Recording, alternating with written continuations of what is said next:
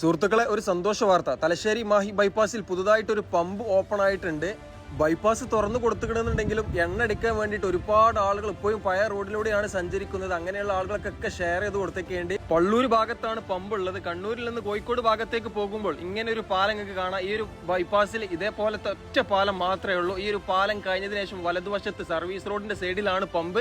പമ്പിലേക്കുള്ള access കണ്ണൂരിൽ നിന്ന് കോഴിക്കോട് ഭാഗത്തേക്ക് പോകുന്ന വാഹനങ്ങൾ ഈ ഒരു ഓവർപാസ് കഴിഞ്ഞതിന് ശേഷം ആദ്യം കാണുന്ന എക്സിറ്റിൽ നിന്ന് എക്സിറ്റ് ആവുക, പിന്നെ കാണുന്ന അണ്ടർപാസിൽ നിന്ന് ഇടത്തോട്ട് തിരിഞ്ഞിക്കാന്നുണ്ടെങ്കിൽ നേരെ പമ്പിലോട്ട് എത്തുന്നതാണ്. വലിയ വാഹനങ്ങൾക്കും അണ്ടർപാസിനടിയിലൂടെ സുഖമായിട്ട് പമ്പിലേക്ക് എത്താവുന്നതാണ്.